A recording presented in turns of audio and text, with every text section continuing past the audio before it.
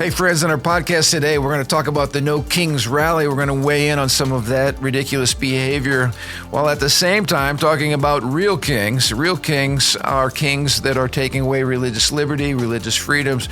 We're seeing this happen in Western Europe. We're also seeing it happen to our friends to the north in Canada. We're going to talk about some of this crazy legislation that's out there. Also about what just happened to a Chicago Bulls player for simply stating his beliefs about the NBA's radical support of Pride Month.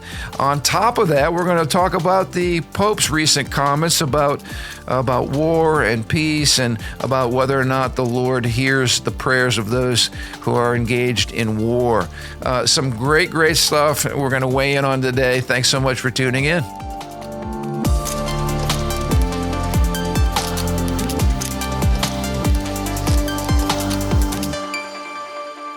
Hey, welcome to the Ron Johnson Discipleship Podcast. It is Resurrection Week. We're so excited. Of course, we record this on, today actually, on Tuesday, but getting excited about all that this week holds. We got some Good Friday services coming up. I brought my card here. Matthew, you'd be so proud of me so that I don't misspeak. I'm still trying to figure out what time we're meeting on Friday. There we go. 4 and 6. 4 and 6 on Friday for the Good Friday service. Good Friday. That's always an amazing time to remember all that Jesus accomplished for us on the cross. And then we got one Saturday service at 4 o'clock. Come on, you're right? killing it. That's why my family's attending. And we're actually encouraging all of our Living Stones veterans to perhaps consider a Saturday worship time with us, or an early morning, because Easter Sunday we've got a 7 o'clock, a 9 o'clock, and an 11. That's a little bit different schedule than we normally have, but we encourage you all to come out and be a part of that. It's gonna be an amazing time. I love it. Our creative team, which includes our wonderful producer here, has got amazing decorations up. The Good Friday service is going to be incredible again, just in terms of presentation and the message and the feel of all of it. It's going to be amazing. And then, of course, Resurrection Sunday. So this is our time of the year. Yeah, this is our Super Bowl Sunday. Super Bowl Sunday. Yeah. And speaking of Super Bowls, you had a spring break this week, and it was the Super Bowl of parenting. Yeah, it was a spring weekend to take my kids. We went down to Cincinnati, and it's in between the Ark Encounter and the Creation Museum in Kentucky. So we were staying in Cincinnati, but we were going to Kentucky. So interesting experience. Now, I went to the Ark Encounter, and when you went there, and of course they built the Ark based on the perceived measurements in the scripture. Yeah. The question is, what is a cubit? Like, there's some artistic interpretations, but man, is that thing big. You look at that thing, you're like, wow, that is. And it wasn't like Noah built it overnight. It took a long time. Well, they were saying anywhere between like at least 75 years or something like that. Yeah. Decades to build that thing. And talk about conviction and faith to build that thing for decades. Oh, yeah. Absolutely. And I love Ken Ham. I so appreciate his, just to have a vision for that. And as we know from a worldview perspective, if you don't get origins correct, everything else is absolutely wrong.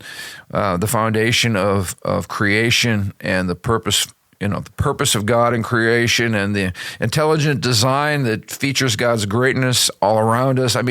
You remove all of that, and we're left with random chance, and the consequences of that, as we've talked about, are horrific. No inherent meaning, no purpose, no future, nothing after death. It is a recipe for nihilism and despair. So I just take my hat off if I had one. Where's my hat from last week? I could have taken it off. But his vision, his willingness to press through incredible opposition, and that has become a place that is a gathering spot for Americans and people from international, all around the world who come. So I heard many different languages spoken. So I believe it or not, I have not yet been. I'm not in the season of life that you are in terms of parenting, but I'm actually going to be able to go there this summer. So I'm excited about that. I'm taking my wife, and we'll be with some NRP pastors and leaders. That'll be our excursion from a time of planning, and I'm really excited about that. So I do have to admit, though, this last week was eventful. I'm driving to go see my mom, and I see all these people dressed in bizarre outfits, carrying all kinds of homemade signs. It was a No King celebration right here in Crown Point. I don't know how many people showed up, but I just keep scratching my head. And when I see this, it's like, Lord, how many mentally ill people are there in the United States of America? I mean, you look at the behavior of some of these folks, and it's just absolutely crazy. And then, if you saw some of this stuff on the news, where they actually interview these people and ask them like why they're there, they don't know why they're there. They don't know what they're really standing for. The only common theme is we don't like our president.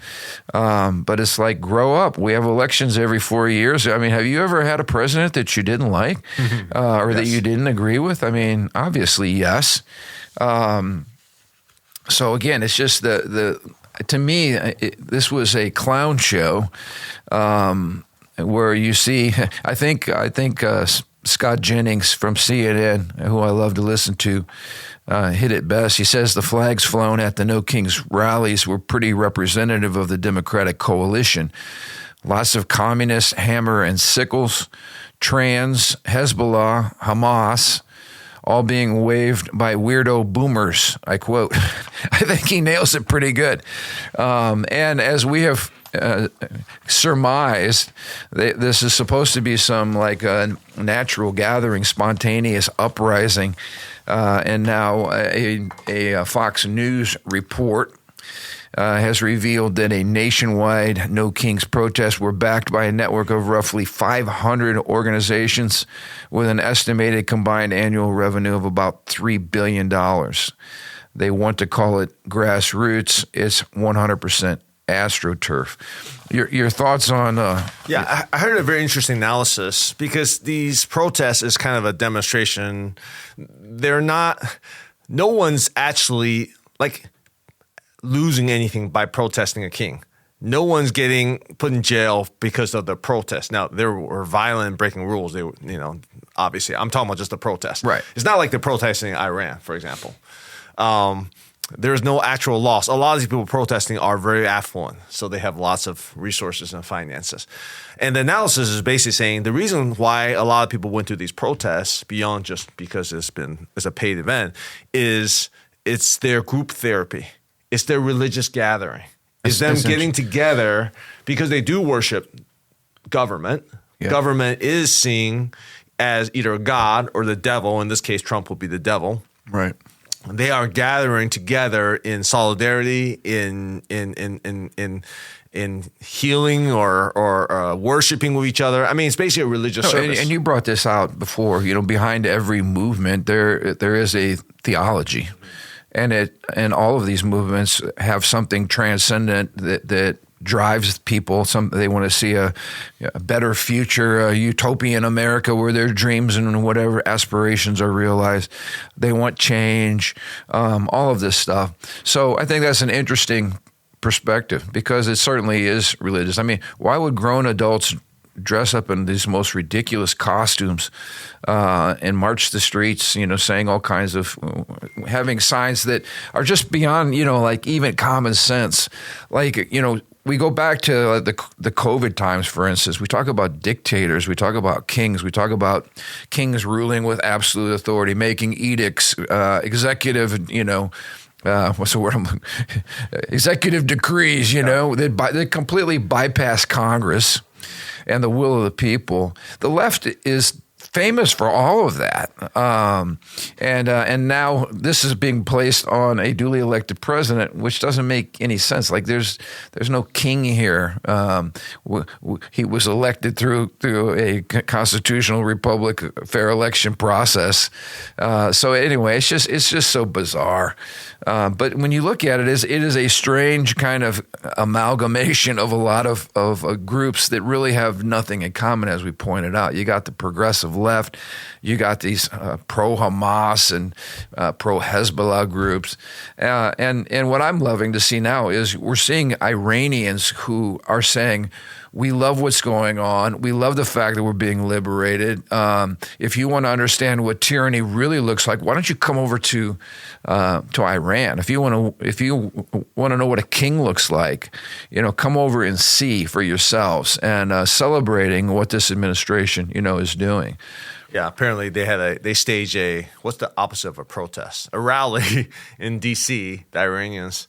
So that wasn't really reported unless And I want to give a shout out to a horse that needs a lot more recognition. I don't know if you saw one of these morons was actually running into law enforcement and trying to be the hero, and the police in L.A. Were riding horses and kind of dealing with the crowd, and this horse knocked the guy down. They trained these horses to kind of whack people and move them forward when they don't have enough sense to obey the law. And I just want to give a shout out to the horse. I mean, I don't know that horse's name, but I think that horse needs some praise today. So when you said horse, you meant a literal horse. I mean a literal horse. This guy is laying on the ground like an absolute wuss, all right? I don't know if that's a good word, but a sissy. And he's laying on the ground like he's been damaged for life. And I just like, you idiot, why don't you get out of the way, get out of the street? And that's not a protest. That now you're resisting the law, all right, at this point. And they're all coming and dragging him away. And now he's going to supposedly sue the LA Police Department. I'm like, God help us. If this is the future leadership in the United States of America, we're in serious trouble. So 3 cheers for the horse. I need to find the horse's name and send him a note. Anyway. Send him a carrot. Anyway. So there was that. But on a deeper issue, we're seeing a growing threat to religious liberty, and I wanted to bring up a couple of things here that I think are really, really important. First of all, our neighbors to the north in Canada, Canada's House of Commons has passed Bill C-9, and what it does is it removes longstanding legal protections for quoting the Bible, potentially exposing religious expression to criminal liability under these ridiculous hate speech laws. Now, let's talk about hate speech laws. Our system of government was never based on penalizing people for talking. In other words, sharing your viewpoint is not a crime. Acting out on your behavior can be criminal if you do things that break the law. But simply having a belief or having an opinion has never been punishable by the law in the United States of America. Because there's a big difference between belief and practice. Again, if you say, I hate these people, that's one thing. If you go out and actually harm them, that's a whole nother line, and that's obviously where punishment comes in. But these hate speech laws are becoming more and more popular. We've been battling them for, my goodness, probably 20 years. This bill is officially titled Combating Hate Act. And the bill removes a decades-old religious exemption in Canada's criminal code that previously protected individuals from prosecution when expressing opinions based on religious texts in good faith. The exemption had allowed clergy and believers to quote scripture without fear of legal consequences. So we're not only just talking about just any kind of free speech, we're actually talking about quoting the Bible. Quoting the Bible is now viewed as hate speech if it goes against the left's secular progressive religion, a competing religion. The key change in this bill is the removal of the, quote, good faith religious defense, which had shielded religious expression from being classified as hate speech. So again, when quoting the Bible on passages, topics such as homosexuality, gender, marriage, and human life could be interpreted as a willful promotion of hatred. This is actually accusing God himself of being a hater of people. God's views on gender, God's views on sexuality, God's views on these things are actually hate speech. And anybody that speaks on God's behalf or quotes the Bible is now guilty of promoting the willful promotion of hatred. Obviously, this crosses a whole new line. and should actually be very, very scary in a healthy sense for those of us who are believers. Like, what in the world are we doing up in Canada and in other parts of the world? So your thoughts on that? I'm bummed, but I'm not super surprised. I mean, it's Canada, right? But at the same time, it is our neighbor to the north, and they are supposed to be part of the Western civilization.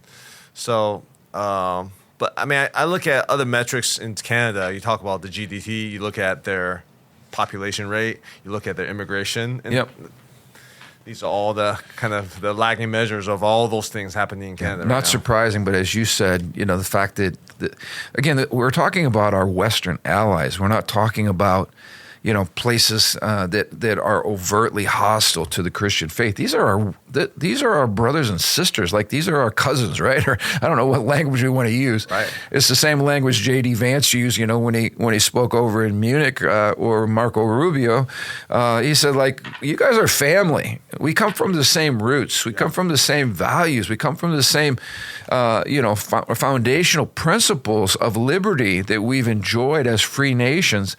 That's what concerns me, because it's been said before, whatever starts in Europe, like whatever we're seeing now, it takes about 10 years to wash up on the shores of America, generally speaking, apart from, a move of God.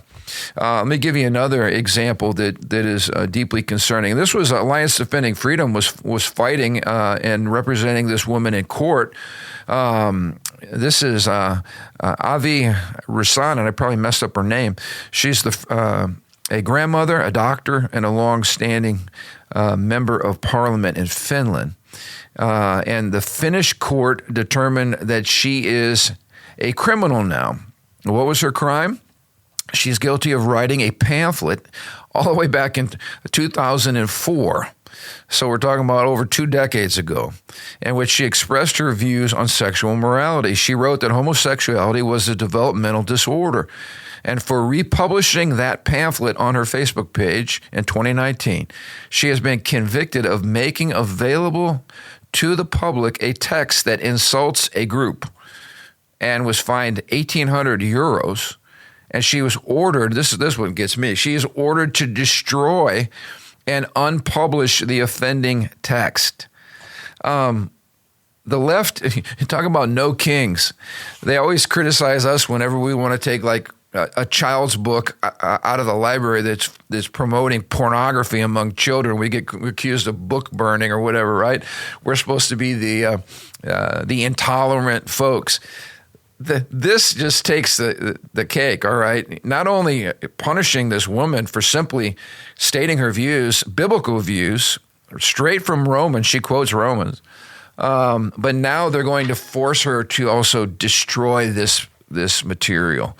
I mean, this is just beyond mind-boggling to me and offensive to me. But they've taken this poor woman to court for years now. She's had to defend herself. And this is purely political. It's purely out of spite because she's opposition party. And now we're going to punish her for being a Christian. And this is incredibly alarming to me. Mark Harris, who works for the Family Research Council, he had an interesting take on all of this, an editorial that he wrote. He said, this is talking about what I just described. This is the future of the radical progressive left, the plan for every Christian in the West. She was dragged through years of investigations, trials, acquittals, only to be convicted now for the aggravated defamation of writing what every Christian church taught for 2 millennia. The ancient Orthodox Christian doctrine that God designed marriage as the union between a male and female. Nothing more, no violence, no threats, no calls for discrimination, just the plain words of Scripture in the public square. And he says this, the message from Finland's government could not be clearer. Traditional Christianity is now hate. Dissent from the new sexual orthodoxy is now a crime. And the state will use the full weight of its prosecutorial power to crush it. This is incredibly chilling, again, because it's not just you and I having an opinion, but it goes right back again to the very foundation of what we believe, which is the Scriptures. If the Scriptures become a hateful language, then we're in trouble. He says the hostility toward Christianity is no longer hypothetical. He says, I thought this is good. It is here in the heart of the West, enforced by courts and cheered by cultural commissars who lecture us about, quote, tolerance. The same officials who warn about Christian nationalism in America have no problem criminalizing actual Christianity in their own countries. And he ends with a powerful, powerful statement. The West was built by men and women who believed the Bible enough to die for it. If we do not defend their faith in the public square today, we will not deserve to keep the freedoms they bequeath to us. The conviction in Finland is a warning shot across the bow of every free nation. The state that can criminalize the Bible can criminalize anything and eventually will. I thought that was a powerful, powerful statement.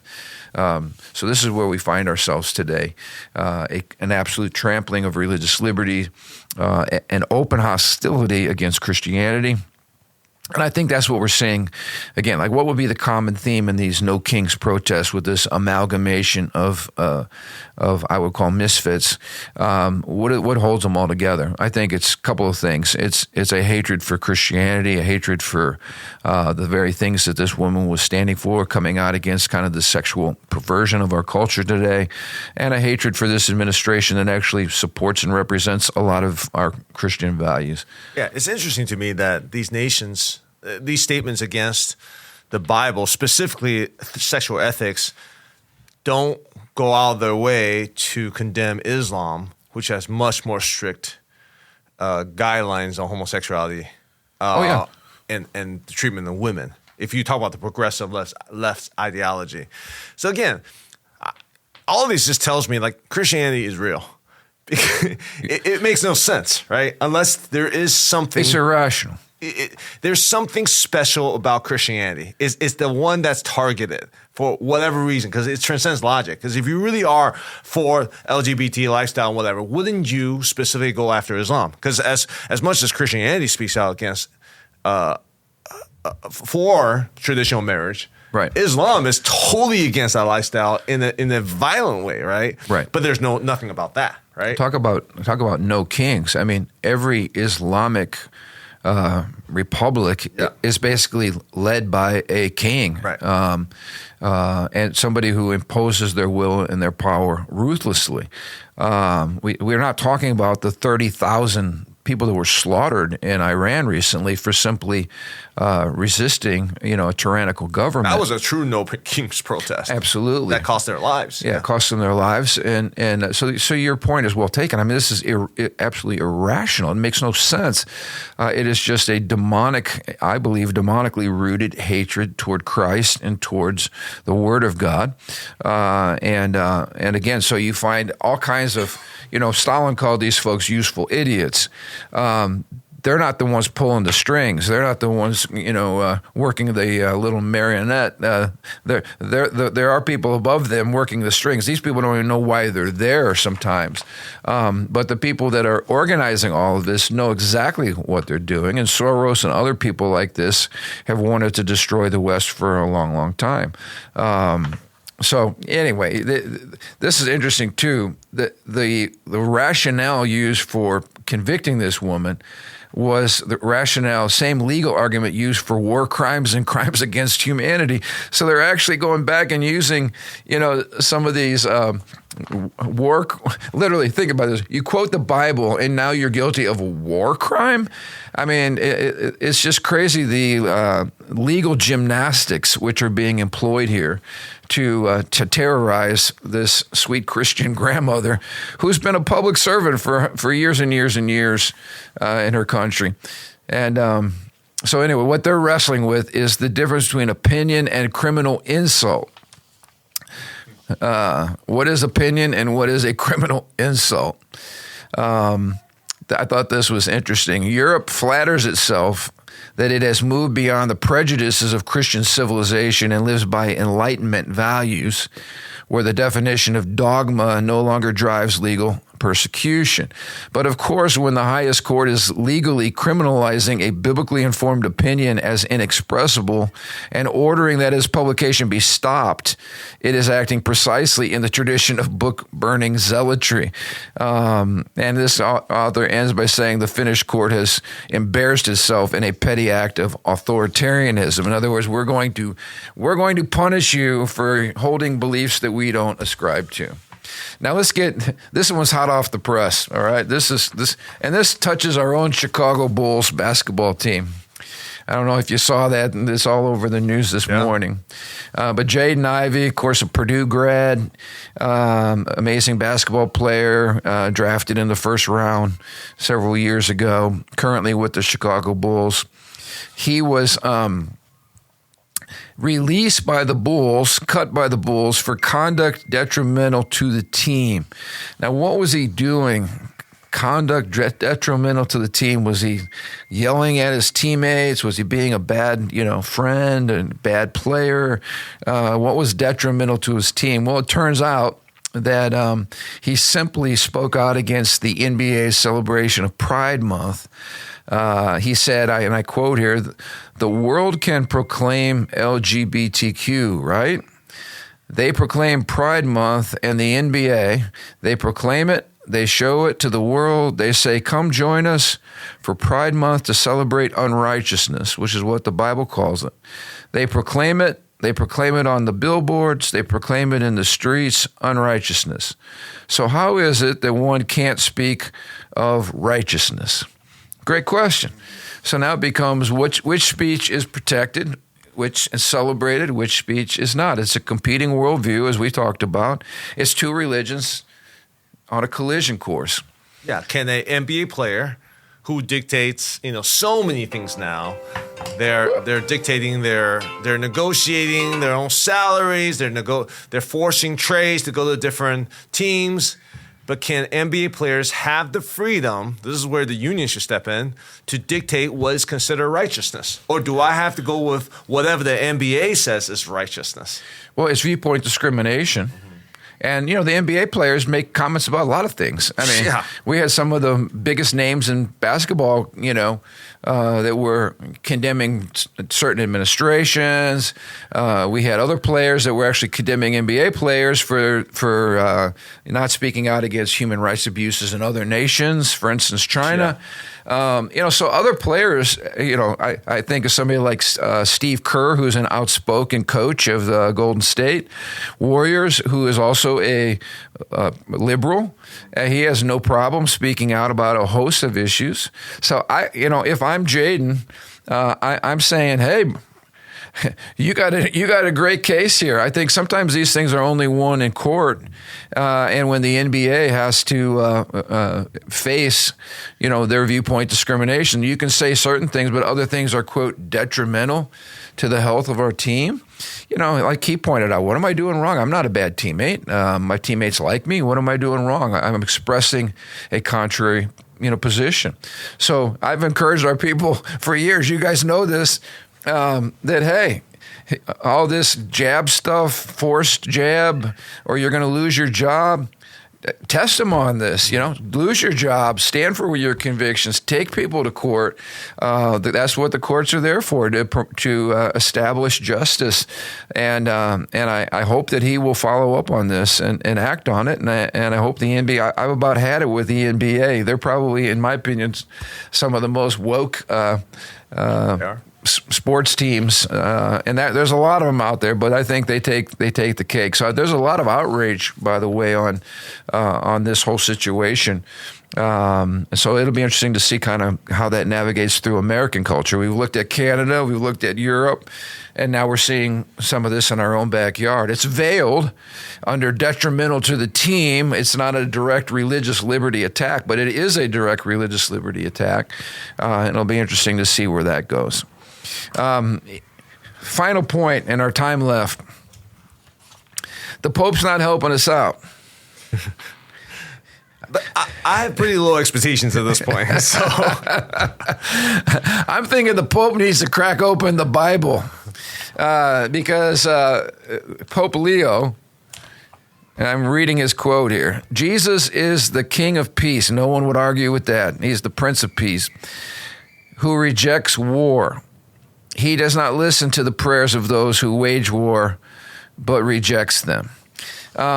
This to me is this like moral blindness, this blending together of in a sloppy way of like discordant views, I guess, in Scripture. Like no one's going to argue Jesus is the Prince of Peace, but to suggest that war in a fallen world is never acceptable. I mean, he's going against, I don't know how many years of just war theory that came out of Roman Catholic thinkers like Aquinas and Augustine and those kind of folks. Like, he's got to be familiar with that. Certainly, if we live in a fallen world where there's good and evil, then certainly there are times when to promote the good, you have to fight the evil. And that sometimes involves physical war. This is why governments, by the way, were established. They are the ones that yield the sword. And he said this kind of in a like, Christians and Muslims can all live in a big group hug. I mean, he was really trying to soften the distinction between the fact that the United States is going after, Iran right now, and that somehow we all just need to live together. And if it's not about a big group hug, then it's not really about Jesus. But this is that, again, it's that moral naivete that suggests that we can somehow live in this utopian world and that fallen sinful nature is not real, and that there aren't evil people in the world doing evil things that need to be stopped. And sometimes the only way you stop them is by eliminating them. Again, it is a warped view of righteousness, justice, the purpose of government, and the legitimacy of using physical force. Examples. Can you think of any examples in the Bible? Yeah, I think there's quite a few examples. Yeah. Jehoshaphat prays in 2 Chronicles 20 before he goes off to battle. He says, "Oh, our God, will you not judge them? For we have no might against this great company that comes against us.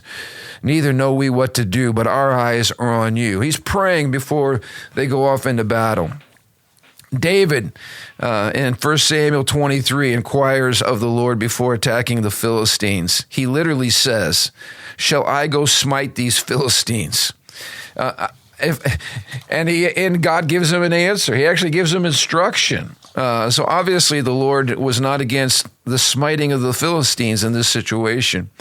1 Samuel 30, verse 8, David inquires of the Lord, "Shall I pursue after this troop?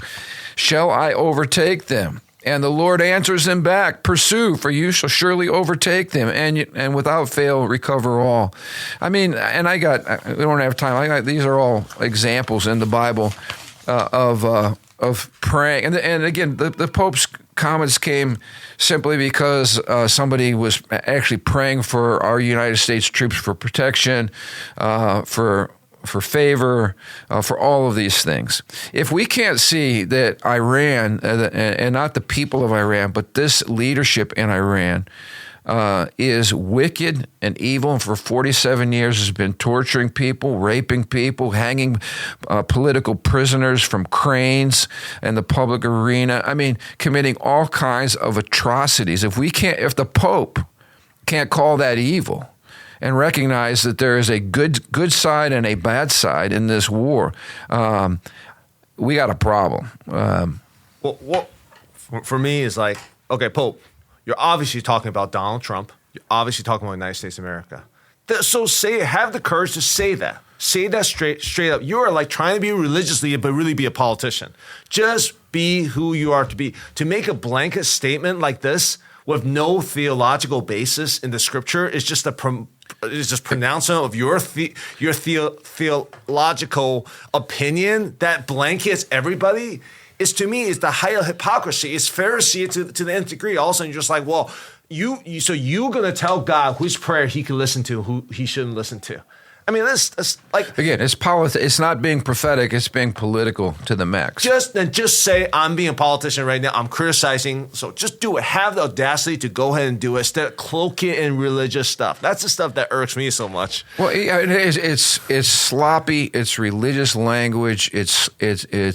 It makes no distinctions. It's not sophisticated in terms of dealing with the actual issues. It's not nuance, it's blanket. It is. It's nuance. That's a good word. And that should not be coming from the leader of Roman Catholics. I mean, this is terrible stuff. It says this is why religion, and I believe he's speaking as a religious person and not as a follower of Jesus, but as a religious person. That kind of language used in the service of liberal progressivism is dangerous. It's very naive. It fails to recognize our true enemies, and it fails to recognize the reality of evil, and it has no moral backbone to speak out against that evil, and that's scary. So let's ramp this up to this week at Easter. There is a Prince of Peace, and there is a King. His name is Jesus. But it's interesting to me that how does Jesus usher in peace? It's not through a collective group hug. It's through the establishment of righteousness and the judgment of everything that's evil. He's coming as a king to judge the living and the dead. There is a standard for righteousness. And our goal, in any military battle should be to ask this question, not is the Lord on our side, but are we on the Lord's side? Because he is an awesome king. And he will bring peace. But peace does not come, again, through this kind of let's just accept everybody, this moral pluralism. The Pope even said Muslims and Christians can all live together. Try sharing that with Christians in Iran right now, or Saudi Arabia, or with Christians in Nigeria that are being slaughtered right now by Muslims. That's not saying that all Muslim people are bad, or that your neighbor's not somebody that you can sit down and fellowship with. But we're talking about in countries where Islam is the ideology. There is no way those two things are able to coexist in those countries. There is no religious liberty. There is no freedom of speech. All of these first, we call religious liberty the first liberty, because every other liberty that we enjoy as people here in the West flows from that. And these folks in Islamic countries do not have any of these liberties. And so if we want to have a No Kings protest, let's protest, some of the true tyrants around the world. And let's celebrate Jesus as the King of Kings and Lord of Lords, the only true King and the only hope for peace in this world. And he is coming, and he's bringing peace with him, but it will come through judgment, the judgment of sin and evil and unrighteousness. So again, this is such. The Iranian war is so nuanced. Like that's not something that I can make a blanket statement and cover. There are so many issues, but even theologically, Jesus says, "Blessed are the peacemakers." Right? He's the Prince of Peace. On the other hand, he's also like, "Hey, prepare your sword. Get your sword ready." Like this kingdom comes through violence. Okay, let's pause right here. Yeah, because you bring up a good point. This again is where Christians miss the precision in their thinking. There's a difference between us loving our neighbor and between the role of government. We're called to love our neighbors, pray for our neighbors. We're called to love people who are far from God, people who have different ideologies, to pray for them that they would come to know Christ, to do good to them, to be kind to them. It crosses a line when they start cutting your head off. In other words, that's where government comes in and says, you're not allowed to do that. You're not allowed to practice this type of behavior, all right? And this is what I believe we're dealing with in Iran. We have a power that for nearly 50 years has created turmoil, chaos, death, and destruction all throughout the Middle East and around the world. This is where government is supposed to come in, and this is where government is supposed to use that sword, because when you're bringing justice against those who are promoting all kinds of wickedness and evil, you're actually loving not only the citizens of that country, but you're loving your own country.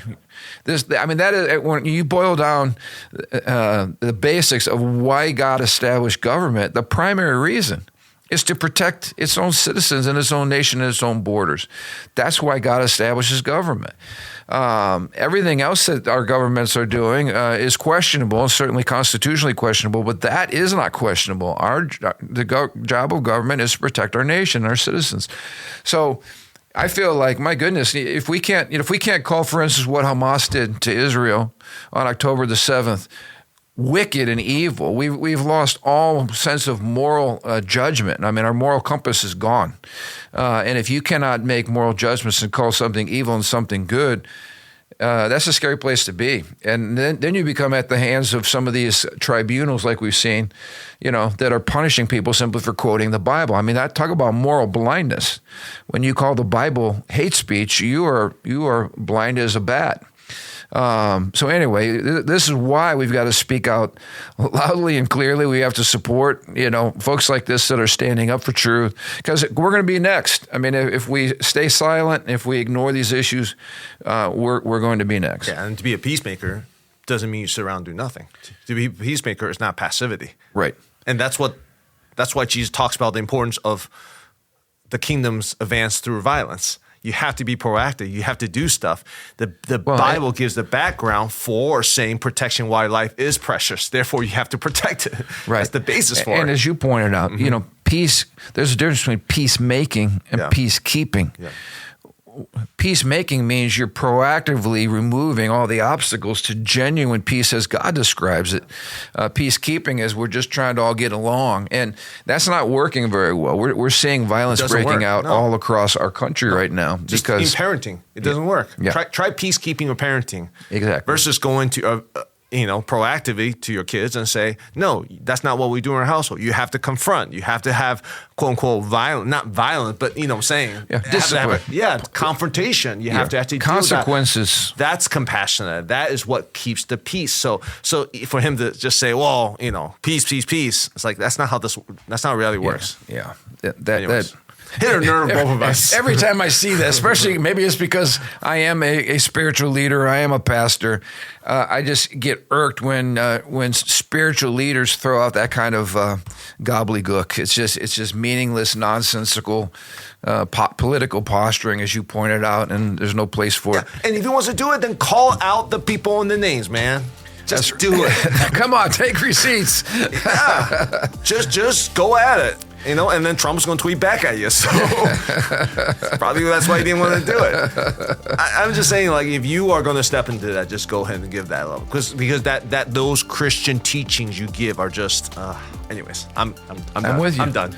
I'm with you. It is a time for moral clarity. And if without the Bible, we're hopeless in terms of providing moral clarity. So final plug. Easter coming up, Living Stones, Friday night, Saturday, Sunday morning. You can find out about it online. And also want to encourage you, too, if you're not plugged into a good church, or if you're not following our Sunday messages, a lot of what we talk about or spill over into these podcasts is also found in its entirety on Sunday's message. So check that out on our website. And again, we're glad that you're watching. We look forward to seeing you next Thursday.